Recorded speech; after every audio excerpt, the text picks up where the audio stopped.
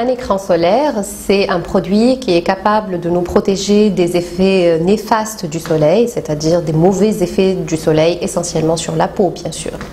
Alors, il y a 3 grandes raisons pour lesquelles il faut absolument se protéger du soleil. Avant tout, c'est le vieillissement cutané. Et donc, qui dit vieillissement cutané précoce dit qu'on va avoir des rides précoces, on va avoir des taches brunes, on peut même avoir des petites taches rouges sur le dos, sur le thorax, etc. La deuxième raison, c'est que le soleil peut aussi être capable d'entraîner des cancers cutanés, surtout si on s'expose sur une longue période et pendant plusieurs années. Et enfin, le soleil diminue aussi les défenses immunitaires de la peau, c'est-à-dire le système immunitaire au niveau de la peau est diminué et la peau n'est plus capable de bien se défendre par rapport aux agressions, aux différentes agressions de la vie quotidienne. Alors, la grande question des cancers de la peau et la grande polémique, c'est essentiellement les mélanomes, bien sûr, qui sont des cancers très graves, mais qu'on voit beaucoup plus en Europe et en Australie, et il semblerait que la génétique intervient beaucoup dans ce genre de cancer. En Tunisie, on n'en a pas beaucoup, mais ce qu'on voit, ce sont essentiellement les cancers basocellulaires, et là, ce sont des cancers qui sont liés à une exposition chronique, c'est-à-dire dans le temps, qui dure beaucoup, sur plusieurs années au soleil, et c'est le cas par exemple de certaines professions comme les marins, les agriculteurs, donc qui après l'âge de 60 ans, donc c'est le soleil qu'on cumule pendant notre vie, c'est pas le soleil du moment mais c'est le soleil des années qu'on cumule, il peut faire un cancer basocellulaire. Ces sujets-là, s'ils ne se protègent pas du soleil, peuvent développer des cancers basocellulaires, qui est un cancer quand même plus gentil que le mélanome. Alors justement, à côté de l'écran solaire, pour se protéger du soleil, il y a 2 autres moyens assez importants qui sont la protection vestimentaire, c'est-à-dire par les habits, et puis les habitudes du sujet en lui-même, donc sa manière de vivre, sa manière de s'exposer au soleil. Alors, concernant la protection par les vêtements, ce serait bien, il est très important de porter un chapeau, surtout si c'est un chapeau à large bord. Donc ça, il faut savoir que ça protège beaucoup mieux qu'une casquette, parce que la casquette, ça ne protège pas les oreilles et ça ne protège pas le cou, alors que le chapeau aussi, on peut mettre des gants. Il ne faut pas oublier aussi de protéger les yeux, c'est très important parce que les yeux aussi sont sensibles au soleil, et donc mettre des lunettes solaires. Et enfin, là, ce qui a été récemment développé surtout pour les enfants, ce sont les vêtements à filtre solaire ou les vêtements anti-UV.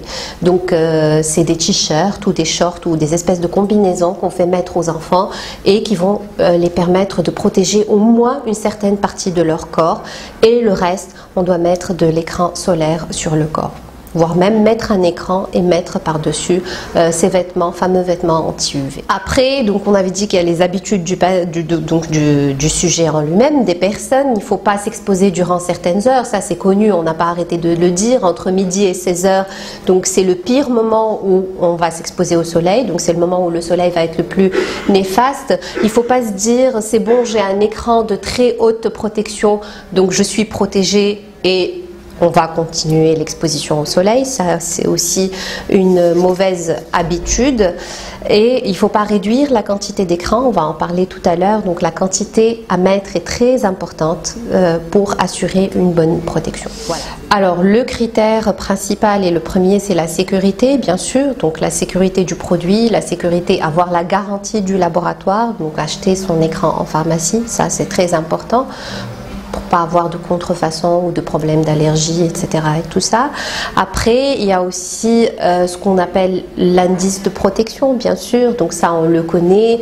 Ça a été donc il y a eu une grande campagne de marketing par rapport à cet indice de protection. Donc il y a eu une surenchère des indices de 30, 50, après 90, après 100, 100 et plus, des max, etc. et tout. Et là, depuis 2006, il y a eu donc des recommandations européennes où on a interdit de mettre un indice plus que 50. Donc on peut mettre 50 et plus, mais au-delà de 50, ça sert à rien. Donc c'est équivalent. Un écran qui soit d'indice 100 ou un écran qui soit d'indice 60, c'est exactement la même chose. Donc ça a été réglementé et on interdit de mettre 100 ou 90, etc. et tout. Quoique, bon, on peut trouver certains produits sur le marché, mais Ça ne veut pas dire qu'un écran d'indice 90 va protéger mieux qu'un écran d'indice 60. Voilà, ça c'est important à connaître. Quelqu'un qui est de phototype, on va dire de couleur mate, ou quelqu'un qui a la peau claire et les yeux blonds ne réagit pas de la même manière au soleil. Donc le blond aux yeux clairs est beaucoup plus sujet à attraper de coups de soleil et beaucoup plus sensible par rapport au soleil qu'un sujet qui est mat. Donc l'indice de protection va différer va être différent qu'on soit de phototype clair ou de phototype mat, mais globalement en pleine période estivale, en plein été, et surtout si on va à la plage en Tunisie avec notre soleil, il est important de mettre un écran de très haute protection, c'est-à-dire un indice 50 plus, ou au moins un indice 50, c'est-à-dire un écran de haute protection. Voilà. Après, il y a aussi la quantité qui est très importante. Il faut savoir que ces indices de protection, ils ont été calculés en fonction d'une quantité de 2 mg par centimètre carré de surface corporelle. Donc ça, c'est pas possible à appliquer en pratique, mais je peux vous donner une petite astuce. Donc il suffit de prendre le tube, d'appliquer un doigt, et ce doigt-là, il va il va être suffisant pour protéger le visage et le cou. Il faut encore un autre doigt pour les bras, tout le bras, et encore un autre doigt pour l'autre bras. Après, pour les jambes, ça va être un doigt par face. Pour le haut du dos, pareil, le bas du dos aussi, et puis pour le torse et le ventre, c'est aussi un doigt chacun. Donc voilà, vous imaginez quand même, c'est une quantité importante. Et il est rare que les personnes l'utilisent de cette manière-là. Mais pour assurer les conditions optimum de protection, c'est de cette façon qu'il faut faire. Alors, il vaut mieux appliquer l'écran donc 15 minutes ou 20 minutes avant de sortir, parce que justement, si on l'applique et qu'on sort directement, il y a un risque de choc thermique et donc l'écran peut se dénaturer. Après, au moment de l'application, il ne faut pas trop masser, il faut simplement bien répartir l'écran parce que on peut justement le dénaturer, casser ses particules et à ce moment-là, il devient inefficace. Donc, simplement le faire pénétrer sans trop insister. Voilà. Alors, ce qui est admis communément, c'est qu'on doit renouveler l'écran toutes les 2 heures, et ça, je conçois que ça peut être un peu difficile en pratique quotidienne, mais en tout cas l'OMS recommande une réapplication régulière de l'écran si on est à l'extérieur au cours de la journée.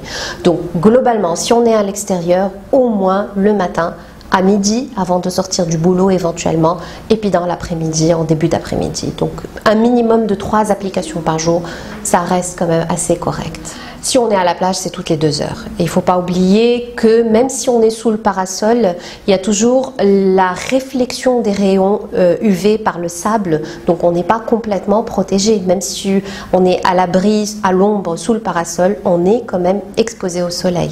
On n'est pas du tout protégé dans l'eau, et justement après une baignade, il faut réappliquer son écran parce que même si on dit que c'est un écran waterproof, toutes les recommandations plaident pour qu'on réapplique l'écran après une baignade, après une activité physique intense ou après une transpiration très importante. Il est important de réappliquer son écran. Il faut savoir que justement certains types de peau nécessitent une protection un peu particulière.